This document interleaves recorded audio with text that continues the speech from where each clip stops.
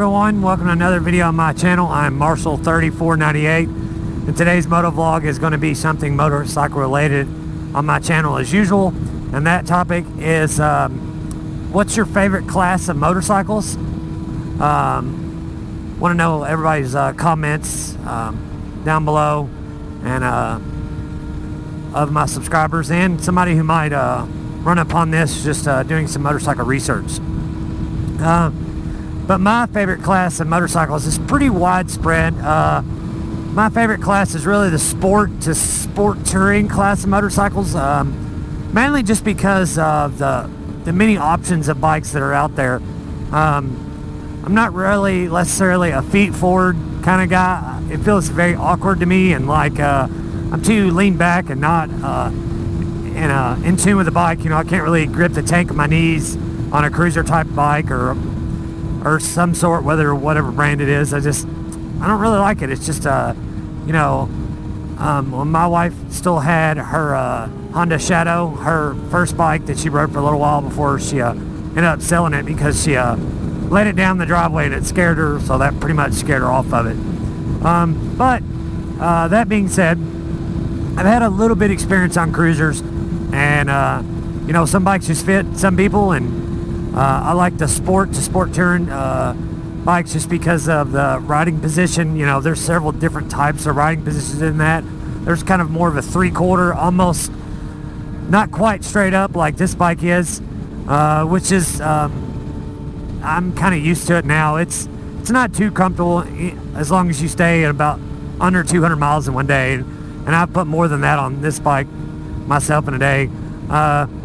You know, my legs aren't necessarily cramped, but those of you who ride long distances know it is good to get off the bike at least about every 100 miles and just kind of stretch your legs, walk around, go to the bathroom, get more gas, whatever you got to do. So, but the reason that's my favorite type is like I said, it's real widespread on the options are out there. You know, you have bikes like these, not a full-on sport bike position like the SV650s, the older ones with clip-ons, stuff like that. You know, you've got like FCL7s and FCL9s, you know, FC10s, all the naked bike and super naked bikes out there, like, you know, KTM 1290 Super Duke and so on and so forth. There's all kind of stuff in that genre of motorcycles, I think. Even some of the more kind of adventurous type, but not quite off-road roadie, like Yamaha FJ09, which I'm a fan of because I've rode one at a Yamaha demo day. You know, even like the Kawasaki Versys, the 650 and the 1000, never ridden either one of those, but that's kind of the same class as the FJ09. It's an adventure bike, but it's not really off-road capable adventure bike.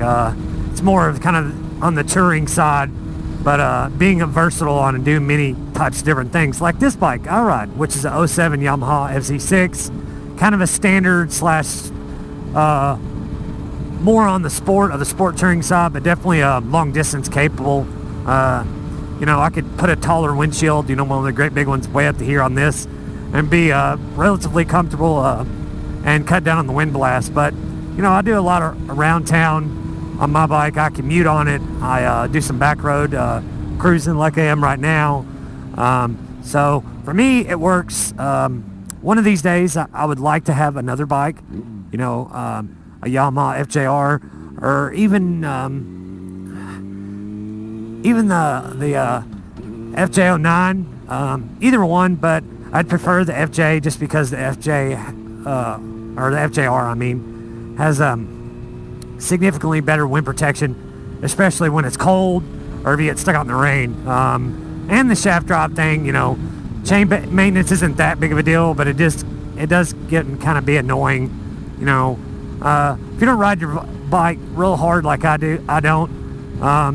Chain maintenance, as long as you stay on top of it as far as cleaning all the old grease off and re-lubing it, isn't that big of a deal. You know, 15 to 20 minutes if you really take your time and do it right like I do, you know, clean out the inside of the rear wheel and stuff.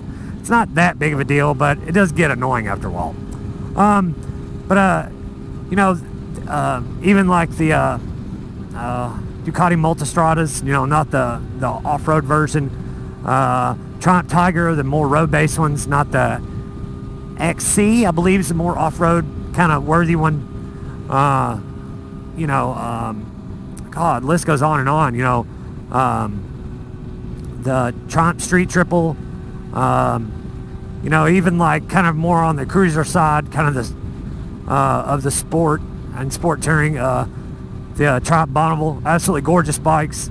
To look at. Probably not that great for long distances, but for around the town and commuting bike, they'd be awesome for. Not to mention the fact, they're not super heavy, they're not real fast, they're just kind of a simple bones motorcycle, although the newer ones, I believe, come with ABS, which would be a added bonus. There's so many different types of bikes out there in that genre that the possibilities are endless, all kind of stuff. Even the Yamaha Super Tenere, although it's more on the adventure side because it is off-road capable. The BMW GS's, both the 750, the 850, and the 1200, you could easily just put a regular set of road tires on any of those bikes I just talked about and just ride it on the road. And if you want to ride it on the off-road stuff, put an off-road set of tires on it and maybe an extra set of wheels and just swap it back and forth in your garage, or do like what I would do if I had a bigger sport touring bike, have like a second bike, a dual sport, just to go bombing around on trails that are fairly local, within 30 minutes to an hour riding distance. If you drop those, you're not dropping, a $15,000 to $20,000 bike. Those are guys who do that on big BMWs and stuff, more power to you, but I'm a little bit too particular about my stuff to just do that to it and bash the crap out of it and then worry about dropping it and be like, oh no. But that for the more off-road skilled riders, which I'm not by any means, never ridden a bike off-road in my life other than my real long driveway at home, and that doesn't really count. But like I said, there's so many different options out there on that kind of stuff. I know your cruiser markets are popular as well. I have nothing against them. Like I said, I don't like the riding position. It doesn't suit me, and I'm not comfortable on it. So, I have learned one thing over my couple riding seasons is if you're not in tune with the bike you're on and you're not comfortable with it, and if there's something about it you don't like, you're not going to want to ride it. That's just how it is and part of it, I guess. But whatever, it is what it is, I guess. But I don't really know what else to talk about on that topic. I just thought I'd throw my thoughts and opinions out there for you guys. Let me know what y'all think in the comment section down below. If you haven't already done so, please like, share, and subscribe. And we'll see you on the next motovlog. See ya.